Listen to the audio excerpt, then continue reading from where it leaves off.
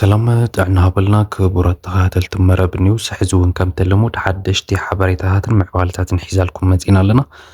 ኣብዚ ሰዓት እዚ ክንሪኦ ሓሲብናዮ ዘለና ድማ ሓደ ዓብይ ዝኾነ ሓበሬታ በፂሕና ኣሎ። ስርዓት ብልፅግና ኣብ ትግራይን ኤርትራን ክጅምሮ ዝሓስቦ ዘሎ ኩናት ዘሳልጠሉ ዝኽእል ክልተ ኣጀንዳታት ብዛዕባ እዋንነት ቀይሕ ባሕርን ሉዓላውነት ሃገር ኢትዮጵያን ብኤርትራ ተደፊሩ እዩ ብዝብል ንህዝቢ ኢትዮጵያ ናይ ምልዕዓል ፕሮፓጋንዳ እናቀረፀ ከም ዝርከብን ኣብ ቀረባ ግዜያት ድማ ብመስኮታት ቴሌቪዥን ማለት እውን በተን ልሳናት ናይ ብልፅግና ዝኾና ሚድያታት ካልኦት ሓደ ዓይነት ዶክመንተሪታት ተዘጋጅዮም ክፍነው ከም ዝኾነን ዝብል ሓደ ናይ ውሽጢ ፈላጢ ምንጭና ሓቢሩልና ኣሎ። እዚ ብዝርዝር ክንሪኦ ኢና። እቲ ሕዚ ኣብ ብልፅግና መንደር ተፈጢሩ ዘሎ ምድንጋፃትን ምድንጋራትን ድማ እንታይ ይመስል፣ ካብ ምንታይ ዝተበገሰ እዩ፣ እንታይ ዓይነት ተንኮል ከሒዙ ይመፀሉ ንዝብል እውን ክሳብ መጨረሻ ምሳና ተፀኒሕኩም እቲ ኩሉ ተሓሲቡ ዘሎን እቲ ዝገብርዎ ዘለውን ምንቅስቃሳት ብጭቡጥ ናባኹም ክነብል ኢና። ካብ ኤርትራ ናብ ትግራይ ይኣተሎ ዝተባሃለ ኣፅዋራትን ህልው ኩነታት ርክብ ምትሕግጋዝን ፅምዶን ኣብ ፖለቲካውን ወታደራውን ዓውድታት ትምልከት ዝበፅሐና ጭቡጥ ሓበሬታ እውን ኣሎ። እዚ እውን ብዝተወሰነ መልክዑ ንሰራዊትናን ነቲ ናይ ፅምዶ ምንቅስቃስን ብዘይትንክፍን ብዘይጎድእን መልክዑ ሕፅር ብዝበለ ናባኹም ክነቅርቦ ኢና። ሕዚ ግን ናብቲ ናይ መጀመርያ ክወስደኩም ከለኹ ስርዓት ብልፅግና ኣብ ትግራይን ኤርትራን ክጅምሮ ዝሓስቦ ዘሎ ኩናት ከሳልጠሉ ዝኽእል ክልተ ዓይነታት ኣጀንዳታት ቀሪፁ ኣብ ምዝግጃውን ኣብ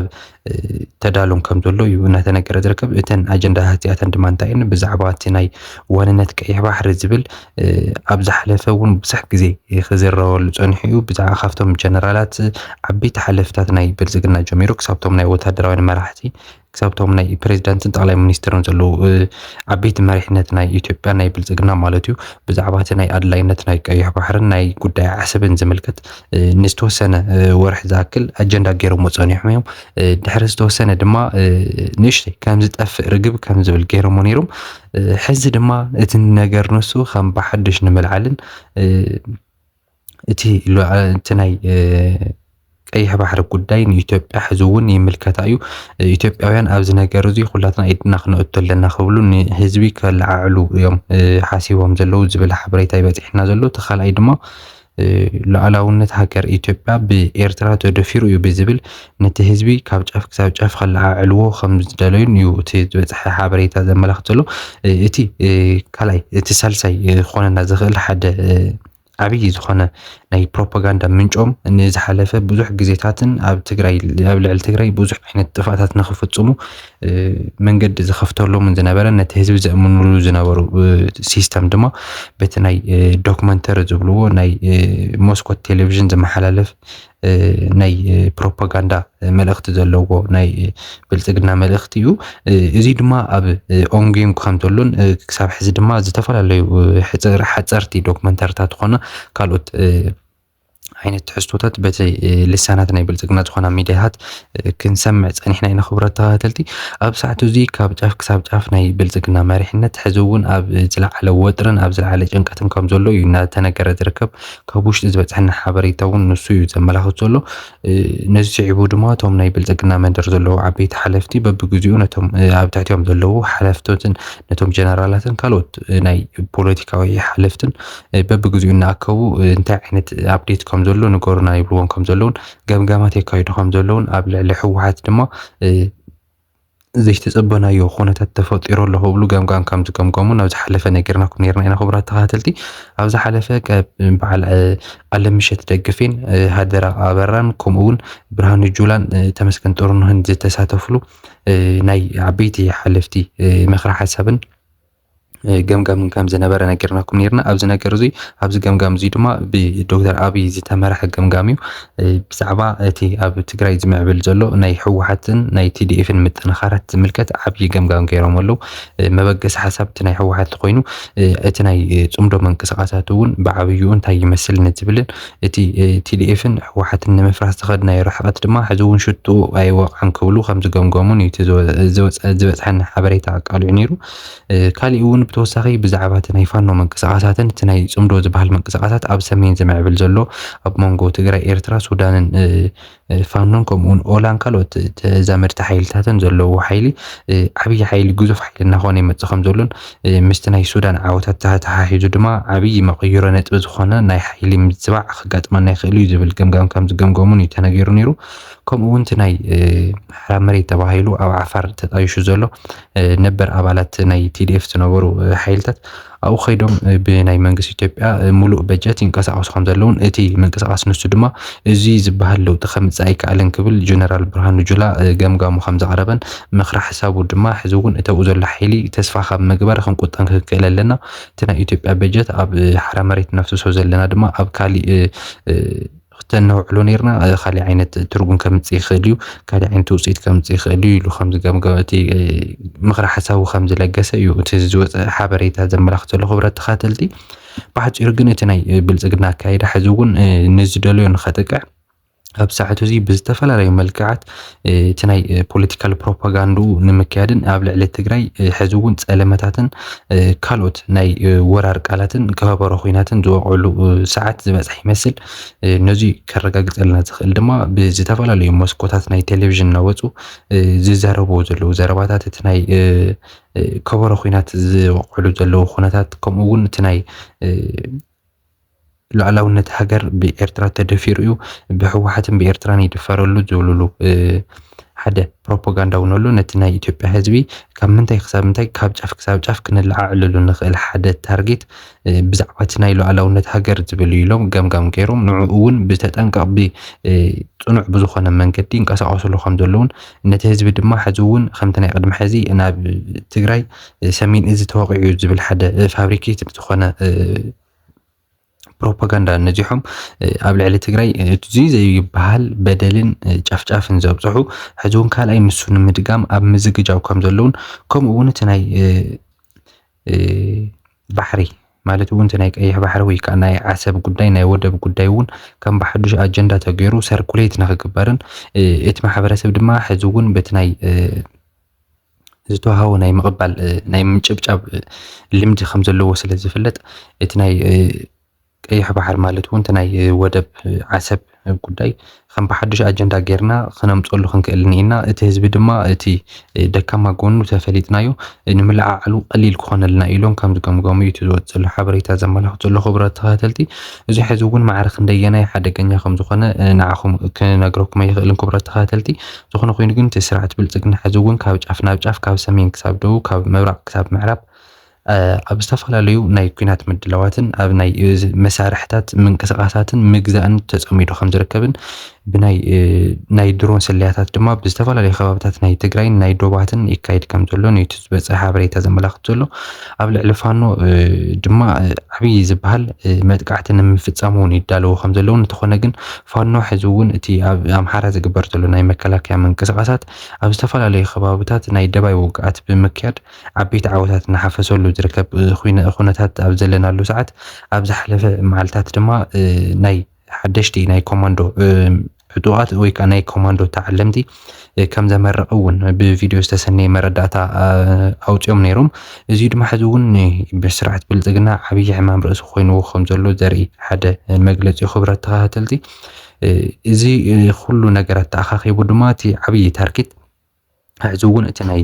ቲቪ ፕሮፓጋንዳ ወይ ከዓ እቲ ናይ ንህዝቢ ከለዓዕለሎም ዝኽእል ዓብይ ዝበሃል ፕሮፓጋንዳ ብዝተፈላለዩ ኣንፈታትን ብዝተፈላለዩ ዓበይቲ ሓለፍትን ክካየድ ከም ዝኾነን ክጅመር ከም ዝኾነን እዩ ዝበፅሐና ሓበሬታ ኣቃልዑ ዘሎ ከምኡውን ከም መበገሲ ክኾነና ድማ እቲ ናይ ኢቢኤስ ናይ ይቅርታ ናይ ኢቲቪ ሓደ ምድላው ነይሩ እቲ ምድላው ንሱ ድማ እንታይ እዩ ዝብል ካፍቲ ቪዲዮ እስኪስምዑ ክቡራት ተኸታተልቲ ብዙውን ጊዜ የሰላም ድርድር የሚካሄደው በአቻ ኃይሎች መካከል ነው። ጦርነቱን ማካሄድ ለሁለቱም ወገኖች ተጨማሪ ጉዳት እንጂ ማናቸውም በቀላሉ ድል እንደማይቀዳጁ ሲታወቅ ወደ ሰላም የመመለስ ሂደት የተለመደ ነው። በኢትዮጵያ ግን የዛሬ 4 ዓመታት ገደማ በአሸናፊና በተሸናፊው መካከል የሰላም ድርድር ተካሂዷል። የፕሪቶሪያው ስምምነት በአሸናፊና በተሸነፈው ወገን መካከል የተደረገ ውል ነው። ይህ ውል ታዲያ በወረቀት ላይ ሰፍሮ የሚቀር ብቻ አይደለም፣ ተተግብሮ ውጤት እንዲያመጣ የሚጠበቅበት ጭምር እንጂ። በምን ልክ የሚለውን ርዕሰ ጉዳይ በትንታኔ ልንመለከተው መርጠነዋልና አብራችሁን ዝለቁ።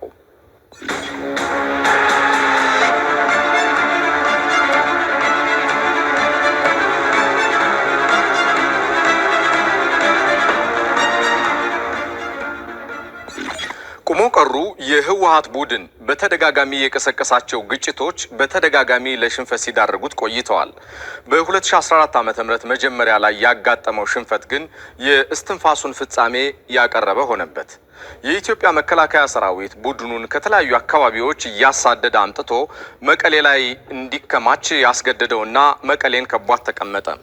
የቀረው ስራ ጥቂት የጸጥታ ኃይል አሰማርቶ የቡድኑን አመራሮች ከተሸሸጉበት እየጎተተ ማውጣትና ለህግ ማቅረብ ብቻ ነበር። ቁሞ ቀሩ የህወሓት ቡድን ለሰላም እጁን የዘረጋው በዚህ የመጨረሻ እስትንፋስ ላይ ሆኖም ነበር። እዚህም ዘሎ ኮይኑ ድማ እቲ ቀጻሊ ተዘጋጅዮምሉ ዘለው ዝዳሎ ዘሎ ዝተባሃለ ኣብ ፕሮዳክሽን ስቴጅ ኣብ ፕሮዳክሽን ፌዝ ከም ዘሎ ዝነገረሉ ዝተፈላለዩ ብዛዕባ ናይ ትግራይ ናይ ህወሓትን ዘጽላዕል ከምኡ እውን ኣብ ልዕሊ ኤርትራ እቲ ህዝቢ ናይ ከበሮ ኩናት ዝድስቕ ዘሎ መሪሕነት ዝተፈላለዩ ዶክመንታሪታት ኣዘጋጅዩ ኣብ ሓደ ግዜ ኣብ ተመሳሳሊ ሰዓት ኣፍተን ናይ ብልጽግና ልሳናት ዝኾና ሚድያታት ከሰራጩ ኣብ ምድላው ከም ዘሎ እዩ ዝበጽሐና ሓበሬታ ዘመላኽት ዘሎ። ነዚ ከራጉድ ዝኽእል እውን እዩ ቪድዮ ዘስማዕኹም ብኢቲቪ ዝተመሓላለፈ ናይ ህወሓት ሳላስ ፕሪቶሪያ እዩ አንሳሪሩ ዝብል ሓደ ትሕዝቶ ዘለዎ መደባ እዩ ተሰሪሑ ነይሩ። ክብረት ተኸታተልቲ እዚ እውን ሕዚ እውን ማዕረኽ እንደየናይ ጎዳእ ከም ዝኾነ ማዕረኽ እንደየናይ ሕማቕ ዝበሃል ናይ ፖለቲካል ኣካይዳ ንኸይድ ከም ዘለና ዘርኢ እዩ። ክብረት ተኸታተልቲ ናፍቲ ናይ ኸላይ ናባኹም ከጽሖ ዝሓሰብኩ ሓበሬታ ድማ ሕፅር ብዝበለ መልክዑ ብዙሕ መብራህርህ ዘይህበሉ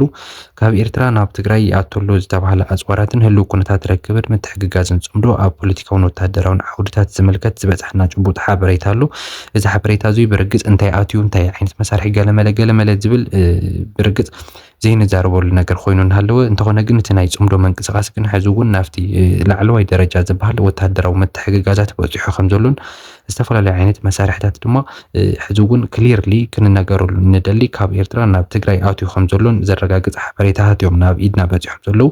ትግራይ ሕዚ እውን ቤና ትኾነሉ ግዜ ኣይኮነን። ቤና ትምክተሉ ከምቲ ናይ 2013 ዝነበረ ልዕሊ 7 ሃገራት ተኣኪበን ክወራና ከለዋ ሓደ ሓይሊ ቲዲኤፍ ኮይኑ ዋሕስ ህዝቡ ዝኾነሉ ከምኡ ጥራይ ኣይኮነን ሕዚ ዘሎ። ሕዚ እውን ቲዲኤፍ ካብ ኩሉ ግዜ ብላዕሊ ዓበይቲ ፈተውቲ ኣጥረየሎ ማሓዙት ኣጥረየሎ ኣልያንስ ፈጢሮሎ ምስ ጎረባብቱ ድማ ሰላም ፈጢሮሎ ባሕፂሩ እቲ ናይ ቀደም ቁመንኡ ሕዚ እውን ብዝተስተኻኸለን ብዝወሰኸን መልክዑ ኣልያንስ ፈጢሩ ካልኦት ማሓዙት ፈጢሩ ክመፁ ንዝኽእል ተጻብኦታት ድማ ብዝለዓለ ወነን ሕራንን ዓወትን ክጽምብለሉ ዝኽእል ኩነታት በፂሕና ከም ዘለናን ሕዚ እውን ከም ቲዲኤፍ እቲ ጅግና ሰራዊትና ሓየት ሰራዊት ትግራይ ሕዚ እውን ከም ቀደም ከም ዘይሎን ክነግረኩም እንደሊ ክብረት ተኸታተልቲ እዚ ሕዚ እውን ብዙሓት ሰባት ብዛዕባ እቲ ምንቅስቓስ ናይ ጽምዶ ኣብ ምንታይ ጠጠው በለ ጽምዶ ተቋሪጹ ድዩ ገለ ዝብል ብዙሓት ናይ ስክፍታት ሕቶታት ይበጽሑ እዮም። እዞም ሕቶታት እዚኣቶም ብሓፂሩ ንምምላስ ዝኣክል እዩ እቲ ጽምዶ ሕዚ እውን ኣብ ዝለዓለ ደረጃ ከም ዘሎን እኳ ደኣስ ሎማዓንቲ ትማሊ እቲ ናይ 38 ዙርያ ጽምዶ ዝበሃሉ ናይ ሳዋ አገልግሎት ተዓለምቲ تعليمهم ወዲኦም ተመሪቆም ኣለዉ። ክብረት ተኸታተልቲ እዚ እውን ናይ ጽምዶ ምርኣያን እቲ ጽምዶ ዝብል ናይ ጽምዶ ዙርያ ጽምዶ ተባሂሎም ምስያሞም ድማ ሕዚ እውን ጽምዶ ኣብ ዝለዓለ ደረጃ በፂሑ ከም ዘሎን ዘመላኽት ከም ዝኾነ የክገልጸልኩም ዝደሊ እንተኾነ ግን እቲ ኣብ ስርዓት ብልጽግና ነቲ ጽምዶ ዝበሃል ምንቅስቓስ ሕዚ እውን ንዑ ንብብታኽን እተው ዘሎ ምትሕብባራት ንምቁራጽን ላዕልን ታሕትን ክብል እዩ መሬት ዝመሲዩ ዘሎ። እቲ ጽምዶ ዝብል ምንቅስቓስ ድማ ክቕጽል ድዩ ዓወት ንቕድሚት እንታይ ዓይነት ዓወት ከምጽዩ ንዝብል ድማ ሕዚ እውን ግዜ ዝምልሶ ጉዳይ ኮይኑ እናሃለወ ምስ ትግራይ ዝግበር ምስ ኤርትራን ትግራይን ዝግበር ዘሎ ሓበራዊ ምንቅስቓሳት ሓበራዊ ምትሕግጋዛት ወታደራውን ዲፕሎማስያውን ከምኡ ድማ ፖለቲካውን ምትሕብባራት ድማ ኣብ ዝለዓለ ደረጃ በፂሑ ኣሎ ክንብለኩም ንደሊ ብሓፂሩ ክብራት ተኸታተልቲ